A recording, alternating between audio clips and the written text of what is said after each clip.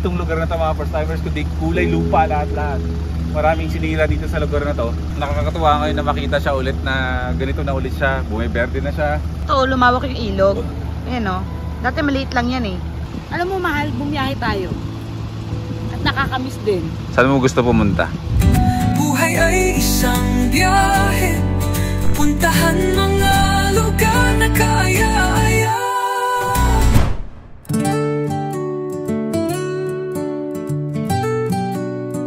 Welcome back to another Provincial Life episode. Bago tayo magsimula, pakinggan niyo muna itong kanta na to. Sa kalsada ng buhay, ako'y naglalakbay. Van ko ang tahanan, sa mundo'y malaya. Gubat, bundok, dagat, aking tinutuklas. Good morning! Alas 6 ng umaga mga first timers. Mag-jogging tayo. Sama-sama tayo sa biyahe ng buhay. Pwede ka mag-leggings, basta magsapatos ka. Sasamahan ako ni Brisha mag-jogging. Maaga na rin yan nagigising eh. Malaki din ang pinagbago ng gising niya. Dati hanggat hindi mo yan gigisingin, kahit tanghaling tapat na, tulog yan. Kasi yung mga ganitong oras kasi, dito sa Nueva Vizcaya, dito sa Solano, ang buong Nueva Vizcaya, ay maganda ang sunrise. Sisimula yan ng mga bandang 5:30. Kanina, gising na ako. Naabutan ko yung sunrise na yan. Ma-orange pa. Eh kaso, nakatulog ulit. Hindi pagising ko. Hindi medyo mag-grit-grit na konti yung araw. Pero not too late para maglakad-lakad tayo. Sa init ng araw o sa ulan na bumuhos, walang makakapigil, gala na di matatapos.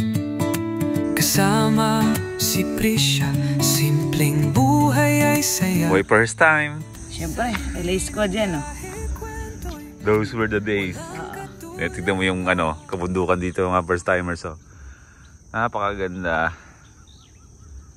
Yun yung bundok na yan ng nakikita dun sa bintana ng Little Top Top Face Camp. Yan yung tinuturo ko sa inyo ng isang araw. Yan yun. Kasama si Prisha, simpleng buhay. Wow. Oh. Wow. Alam mo, mahaba-haba yung lalakarin namin ngayon mga first time. Tayo sa biyahe ng buhay. Sa pawis lang. Hindi na rin kaya nang ubusin itong mahaba ng bypass na ito. Boy P, tara na't sumama. The life trip sa buong Pilipinas. Sa camping, sa dagat, sa bundok o lawa, laging may bagong adventure na dala. Buhay ay isang biyahe. Puntahan mga lugar na kaya-aya. Boy P, Boy P,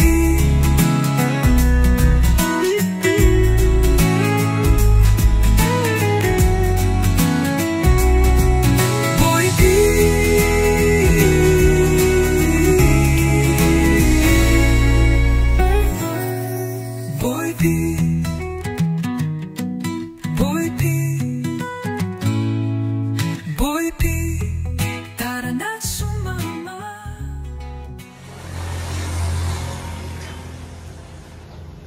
Mamili muna tayo ng mga lulutuin natin dito sa Talipapa.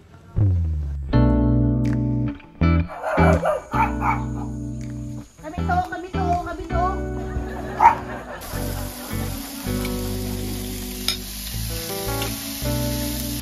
Actually, ginagawa natin para din tayo nagka-camping dito sa Little Top Base Camp eh. Kasi yung mga bagay na ginagawa natin sa camping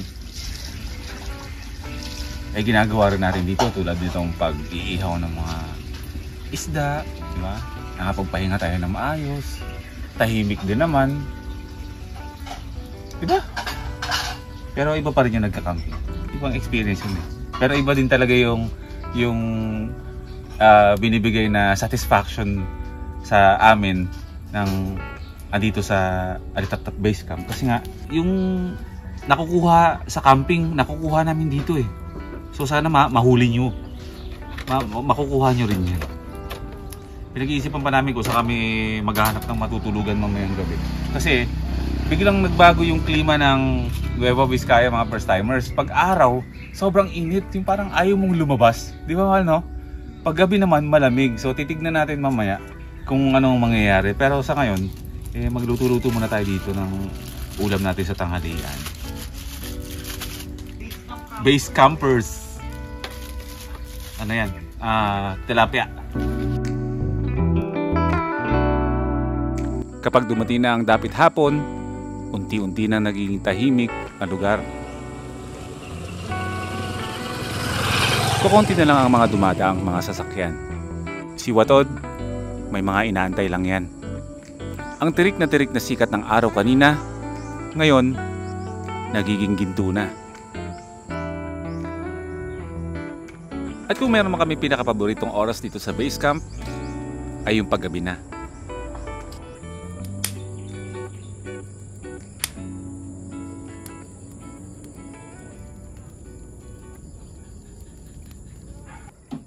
Magagabi na.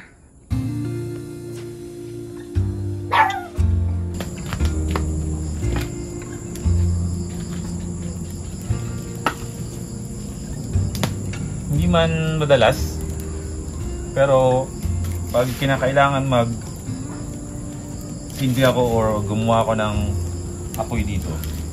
Ito nga pala yung fire pit na sinasabi ko sa inyo dati na parang kinostong ko lang yan. Yung mga hindi nagamit ng mga hollow blocks dito dati sa Alitaptap Base Camp, gumawa ako ng parang box na kung saan dito kami nagsisiga-siga sa gabi. Kasi nga, syempre, yung lugar namin is medyo tabi siya ng kalsada, liblib siya, mapupuno. Ngayon, kapag padapit hapon hanggang sa yumakap na yung lamig nung klima ba, saka nawawala yung mga lamok. So pag medyo pag gabi, may mga lamok talaga. Saka maliban sa lamok, pag malamig ang panahon, yan, dito lang din tumatambay-tambay. Nagpapainit lang dito.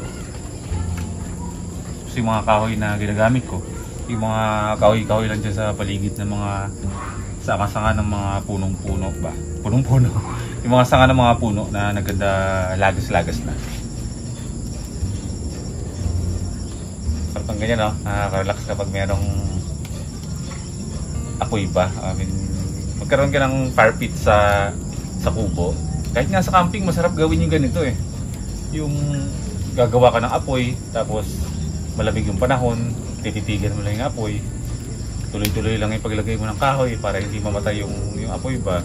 May relaxation na ibibigay eh.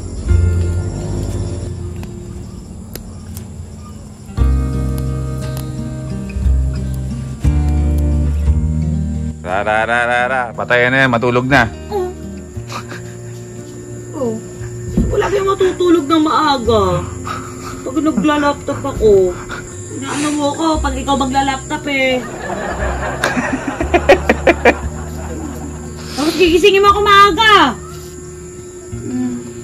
Tutulog tayo dito? Oo. Wala kang trip, iba trip mo boy Oo, syempre. Oh, ayaw muna namin dito. Kasi sobrang lamig mamaya madaling araw eh. Oh, ayan oh. Malamig na malamig. Tinanggal pa namin yung trapal dyan. Good luck mamayang madaling araw sa atin. Kanya-kanyang kumot. Sige, tika lang yung kumot ko. Ayun, kumot mo. Saan ako? Dito ka. Okay. Para pag lumamig, diyan ka mag-isa. Ako dito. Tignan yung electric pa namin dito. Literal na parang nagbabahay-bahay lang kami dito, no? Oo, mas malakas pa yung hangin ito. Kaya nga. Diba? Shopee electric pan. Saan nga natin binili to? Sa... Kung naalala mo? Nung pagkalagpas natin ng... San Juanico Bridge? Yes, oo. Tacloban. Tacloban. Sa Tacloban natin nabili yan. Tacloban, oo. Naalala mo? Dalawa yan eh. Oo. Sa van, diba? Remembrance namin from Tacloban. Hanggang ngayon buhay. Ang tagal na noon. Abangan. Basta, abangan. Yung pagstay namin dito sa Alitaptap Base Camp is para ito magpahinga. gusto rin naman namin na mag-chill din naman muna sa buhay. Huwag kayong maglala, hindi naman forever dito sa Alitap-Tap Base kami. Talagang niyayakap lang namin kung ano yung mga masarap na pakiramdam kapag nandito sa Alitap-Tap Base. Pati bahay natin ito, mahal. Ito yung first nating natikha together. Diba? At least hindi man tayo nagkasundo dun sa bahay na gusto mo na maliit na semento lang, tapos ako gusto ko talaga is kubo. Nagkita pa rin tayo sa gitna. Oo. Diba? Kubo na medyo may bakal. May bakal, hindi naman talaga kubo kung tutuusin. Bakit nga ba tayo tinatawag na kubo to? Hindi, ano to lahat? Props. Vlog lang to. May bahay talaga kaming.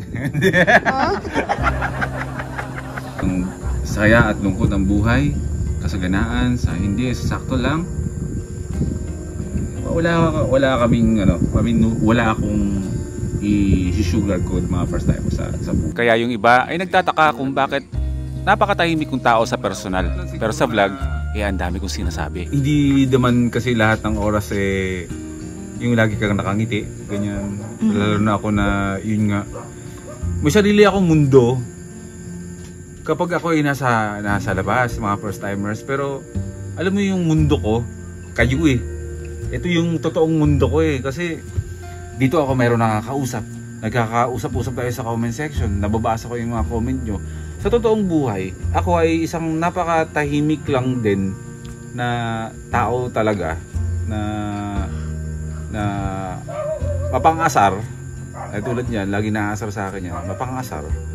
Tapos heavy thinker. Yung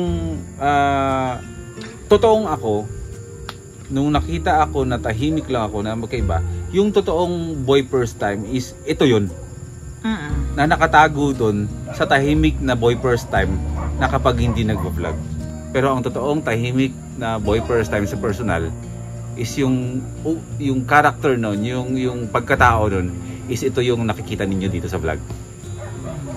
Once na nakausap nyo na ako, naka-close nyo ako, nakakwentuhan nyo na ako, promise, lalabas yung ganito kapag magkausap tayo sa personal. So, ganun man, malabo din ang mata ko. Pag nakita niyo ako sa daan, tapitin niyo ako. O paano na mga first timers, maraming salamat sa pagsama sa ating kwentuhan. Tuloy natin yung kwento bukas. Oo nga, papatay na ito. Para walang yung mga Gumo-gumo. Gumo-gumo. Okay, good night. Night.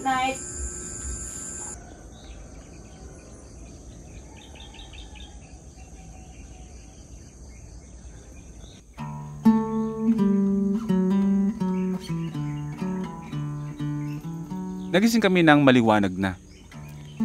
Hindi ito pangkaraniwan dahil nagigising talaga kami ng medyo pabusilak pa lang ang haring araw.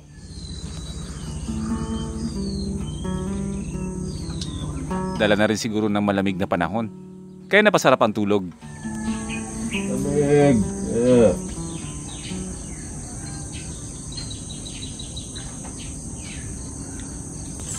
Good morning! Masarap na, parang maling dito kami natulog. Sobrang lamig. Sakit sa buto ang lamig kapag gabi dito. Talagang mamimilipit ka talaga. Sarap ng bahay-bahayan natin Sarap, di ba? Tulog ng kalikasan yung naririnig mo. Tulog ng mga ibon. Maganda ang view dyan kapag walang trapal yun Pero kapag tinanggal kasi namin yung trapal na yan, sigurado mas malamig kasi open na open yan kaya may takip yan. Pero why not, no? Tanggalin natin. Ang lakas ng loob magayaya dito matulog. Gatal sa lamig. Mal! Nalamig ako. At ganun lang lumipas ang magdamag namin. Sadyang napakapayapa lang talaga. Ang pagkakaroon ng payapang kapaligiran at tahimik na pamumuhay ay isang blessing yan sa totoo lang. Kape sa umaga, tanawin ay kay ganda. Ganito ang buhay, ito ang ating ligaya.